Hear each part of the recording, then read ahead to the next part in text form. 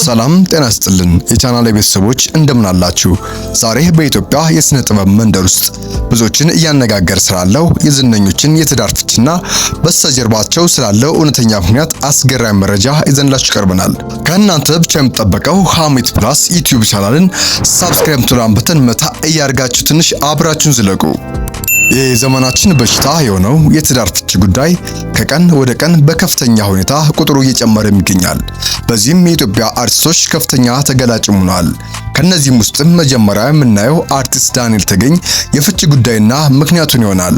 አርቲስት ዳንኤል ተገኝ በቲያትርና በፊልም ድንቅ ችሎታ የታወቀ ተዋናይ ሲሆን ከዓመታት በፊት እጅግ አስገራሚ ድል ባለ ሰርግም የተሞሸረ ድንቅ ተዋናይ ነበር። ነገር ግን ከጊዜያት በኋላ ከባለቤቱ አቤ ጋር ለመፋታትም በቅቷል። ይህም የሆነው አንድ ልጅ ከወለዱ በኋላም ነበር። ምክንያቱም ደግሞ ባለቤቱ አቤ ኑሯን ያደረገችው በሀገር ካናዳም ሲሆን ከተጋቡም በኋላ እዛ ሄደው ለመኖር ተስማምቶ ነበር።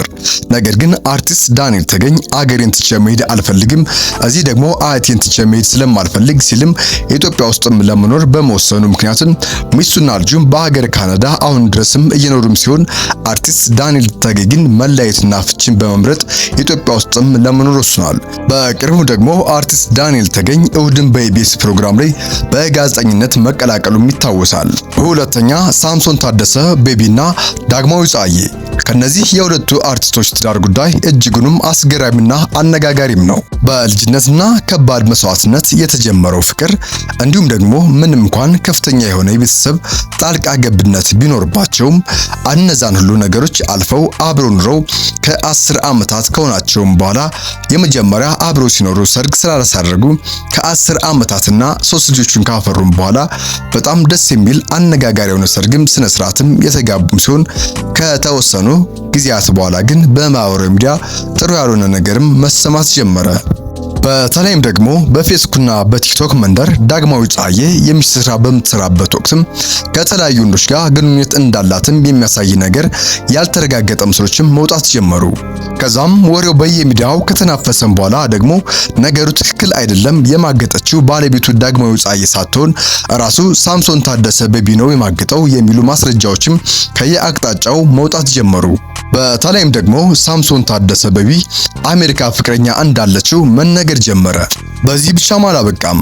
አሜሪካ ካለችው ፍቅረኛው ጋር ቴክስቶች፣ የራቁት ፎቶዎችና እንዲሁም ደግሞ ጽሑፎችም በይፋ መውጣትና መናፈስ ጀመሩ። የማስረጃ እውነታን ግን ሳምሶን ታደሰ ያወጣው መረጃ ፍጹም ሐሰት ነው፣ ከእውነት የራቀ ነው ሲልም ሙሉ በሙሉ የቀረበውን ጥያቄ ውድቅም አድርጓል። ይሄን ኖሬ ለማጣራትና በመካከላቸው ያለውን ችግር ለመፍታትም በሳይፍ ሾው ላይ ከፓስተር ቸሬ ጋር በመቅረብም ይቅርታ እንደጠየቅና ዳግማዊ ፀሐዬም ይቅርታው እንደተቀበለችም ሰላም እንደሆኑ እንደተሰማም ሙሉ ለሙሉ አብሮ መኖር ባይጀምሩም በጣም ጥሩ ሁኔታ ላይም እንዳሉም ሲናገሩ በቅርቡም አብሮ መኖር እንደሚጀምሩም ተናግሮም ነበር። ነገር ግን በድጋሜ ሳምሶን ከሳምንት በኋላ ሳይፍ ሾው ላይም ሳምሶን ታደሰ ብቻውን ቀረበ። በይፋ እንደተፋቱና ብዙ ነገሮችን ችሎ እንደኖረ ጠንካራ ባል፣ ተንከባካቢ፣ ፍቅር የሚሰጥ ባል መሆኑንም ለልጆቹም ጥሩ አባት እንደሆነ ሞክሮ ችሎ ባለመሆኑ ትዳሩን ለማስቀጠል ያደረገውን ጥረት በሙሉ ከንቱ ስለሆነ አሁን ላይ በይፋ ተፋትቻለሁ ሲል ለኢትዮጵያ ሕዝብ ፍቺውን አረጋግጧል። ሶስተኛ ሄለን ተክሌና አማን። ሄለን አርቲስትና የሙዚቃ ክሊፕ የምትሰራ ሞዴል ስትሆን አማን ደግሞ በመቀሌ ሰብአ እንደርታ የእግር ኳስ ቡድን ተጫዋች ነው። አርቲስት ሄለን በልጅነቷ የጀመረችው ፍቅር አንድ ልጅ አፍርታ ሲሆን ልጇን እናቷ እንድታሳደግላት በማድረግም የራሷን ስራም ጀመረች። የተለያዩ የትግርኛ ክሊፖች ሙዚቃዎችን በመስራትም ጀመረች።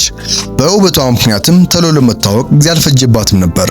ከጊዜያት በኋላ ብዙ ወጣትም ሲመኟት የነበረችው አርቲስት ሄለን ተክሌ ፍቅረኛ እንዳላትም ከሱ ጋርም አብራ እንደምትኖርም እግር ኳስ ተጫዋች እንደሆነም ይፋ አደረገች። ከዛም የሁለቱ ፍቅር ግንኙነትም በማህበራዊ ሚዲያ ላይ ብዙዎችን የሚያስቀናና ደስ የሚል ነበር። ነገር ግን ከጊዜያት በኋላ ፎቶአቸውን ሆነ ቪዲዮአቸውን ኢንስታግራም ላይም ቲክቶክ ላይም አጠፋቻቸው። ብዙ ጊዜ አርቲስቶች ከፍቅረኞቻቸውና ከባሎቻቸው ጋር ሲላዩ ፎቶአቸውና ቪዲዮአቸውን እንደሚያጠፉም ይታወቃል። በዚህ ምክንያት በጣም ብዙ ሰዎች እንደተለያዩ አድርጎ ማውራትም ጀመረ። ለብዙ ጊዜያትም ምንም ምላሽ ሳትሰጥ የነበረችው አርቲስት ሄለን ተክሌ ቅዳሜን በኢቢኤስ የሻይ ሰዓት ፕሮግራም ላይም ባደረገችው ቃለ መጠይቅም ዝምቷን ሰብራለች። እኔና አማን አልተለያየንም፣ ስለተለያየንም አይደለም ፎቶና ቪዲዮችን ያጠፋቸው፣ ነገር ግን ግንኙነታችን ፕራይቬት ማድረግ ስለፈለኩ ነው፣ ከሰው አይን ደበቅ ማለት ስለፈለኩ ነው። ብዙ ጊዜ የኢትዮጵያ ሕዝቦች ሶሻል ሚዲያ ላይ ወጥተሽ ሲያዩሽ ልታይ አበዛሽ፣ ትንሽ ቆይተው አሁን ለሚላዩ ጉዳይ ምነው ይዩኛ በዙ ይልሻል። ደበቅ ብለሽ ለማሰብ ደግሞ የግል ሕይወትሽን ለሰዎች አለማሳየት ደግሞ ስትሞክሪ ምነው ተለያይተዋል ብለውም ያሙሻል። ለዛ ነው እንጂ እኔና አማን አልተለያየንም። በጣም እወደዋለሁ። እንዲያውም አማን ጥሩ ሰው ነው።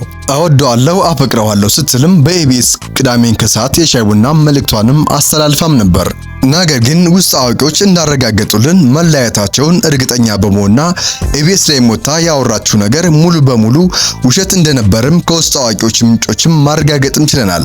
የተፋቱበት ምክንያትም እንደደረሰን ለእናንተ ተመልካቾቻችን የምናደርስም ይሆናል። እስከዛ ግን ቻናላችን ሳብስክራይብ እንድታደርጉ በትህትና እጠይቃለሁ። አራተኛ የኢቢኤሱ ተንሳይና ባለቤቱ አርቲስት ተንሳይ ለመጀመሪያ ጊዜ ዘመን ድራማ አቡሽ የሚል ከሹገር ማሚዎች ጋር የሚያሳይና በጣም ቀልደኛ ተጫዋች የሆነ ገጸ ባህሪን ተላብሶን በሰራው ገጸ ባህሪም ምክንያትም እጅግ ተወዳጅነትን ያገኘ ዝነኛ ተዋናይ ነው። ከዛም ከዘመን ድራማ ከተጠናቀቀ በኋላ ኢቢኤስ ላይም ሆስት በመሆንም በድጋሜ ከህዝብ ጋር ለመገናኘትም ችሏል። ከመስተንግዶ ስራ ተነስቶ የኢቢኤስ ጋዜጠኝነት እንዲሁም ደግሞ ተወዳጅና ባለሀብት ለመሆንም የበቃው አርቲስት ተንሳይ መስተንግዶ ስራ በሚሰራበት ወቅትም አንዲት ቆንጂዬ ልጅ ለመስተንግዶም ትመጣለች። ተንሳይም ያለውን የመግባባት ችሎታ ተጠቅሞ ልጅቷን ከተዋወቀና ስልኳን ከተቀበለም በኋላ ግንኙነታቸውም ሰምሮ ተጋብተው ሁለት ልጆችን ለማፍራትም በቅተው ነበር። ነገር ግን ከጊዜያት በኋላ አርቲስት ተንሳይ ሱስ በመጠቀም መጀመሩና ሱስ በውስጥ በመሆኑም ከባለቤቱ ጋር በተደጋጋሚ ሲጣላና አለመግባባት በመፈጠርም ቢሆንም በስተመጨረሻ ግን አርቲስት ተንሳይ ሱስ ውስጥም ባለማቆሙ ምክንያትም ከባለቤቱ ጋር መፋታትም ችሏል። ሁለት ልጆቹንም ብቻውንም እያሳደገም አሁን ላይ ይገኛል። አምስተኛ አርቲስት እንግዳ ሰው ሀብቴና አርቲስት ኑሃሚን መሰረት። አርቲስት እንግዳ ሰው በርካታ የአማርኛ ፊልሞችን በድንቅ ብቃት የምናውቀው ሲሆን አርቲስት ኑሃሚን ደግሞ በቅርብ ከመጡ ሴቶች ቆነጃጅት አርቲስቶች መካከልም አንዷ ነች። ባለቀ ሰዓት የሚለውን ፊልም ከተወኑ በኋላ በማህበራዊ ሚዲያም አንዳንድ ጭምጭምታዎችም መሰማት ጀመሩ። እሱም ፊልም ላይ ብቻ አይደለም የእውነትም አብረው የሆነ ግንኙነት አላቸው የሚል ነበር። አንዳንድ ሰዎች ደግሞ ሀበሻ ሴትና ወንድ አብረው ፊልም ሲሰሩ ካየ የእውነትም የፍቅር ግንኙነት አላቸው በማለትም ፊልሙ ላይ ያለውን ሁሉም እውነት ይመስላቸዋል ይላሉ። ሌሎች ደግሞ አረ የነገርማ የምር ነው ብዙ ነገሯቸው እኮ ያስታውቃል እያሉ እየተከራከሩበትም ነበር። የነዚህ የሁለቱ ጥንዶች ጉዳይም በስተመጨረሻ ግን እውነቱ ይፋ ሆነ። ሁለቱ ጥንዶች የምርም እውነትም ፍቅር ጀምረው ነበር። በፍቅር እንደከነፉና ከዛም አልፎ ቤት ተከራይተው አብረው መኖር እንደጀመሩም ተረጋገጠ። አብረው የመሆናቸው ዜና የተሰማ ኢትዮጵያ ሕዝብ ግማሹ አርቲስት እንግዳ ሰው ሀብቴ በእድሜ ትልቅና ለሷ የማይገባ ሰው ነው፣ አርቲስት ናሆም ግን በጣም ቆንጆ ልጅ ናት፣ በአጠቃላይም ሁለቱ አርቲስቶችም አይመጣጠኑም የሚል ሰውም በርካቶችም ነበሩ። የሆነ ሆኖ አብረው ከሆኑ ግን በክብርና በሽምግልና ልኮ ደግሶ ሊያገባት የሚገባ ልጅ ነበረች እንጂ እንደዚህ በቀላሉ መሆን አልነበረበትም ሲሉ ቁጣቸውን ገልጸውም ነበር። በተቃራኒው ደግሞ ሌሎች ሰዎች አርቲስት እንግዳ ሰው ሀብቴ ቆንጆና ድንቅ የሆነ የፊልም ብቃት ያለው ተዋናይ ነው፣ ምን ያንሰዋል? ቢሆንም ደግሞ ከተፋቀሩ አንድ ላይ መኖር ያለ ቢሆንም አዲስና ብርቅ ነገር አይደለም፣ ለማንኛውም ሰው ያደረገው ነገር ነው።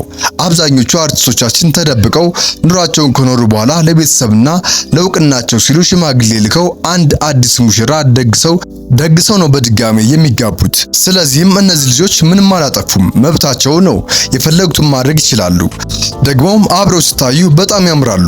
እንኳንም ተፋቀሩ ያሉም ሰዎችም አልጠፉም ነበር። በስተመጨረሻ ግን ይህን ሁሉ ክርክር ያስነሳው የፍቅር ግንኙነትም በእንግዳ ሰው በማገጥ ምክንያትም በአሳዛኝ ሁኔታም ሊፈርስ ችሏል።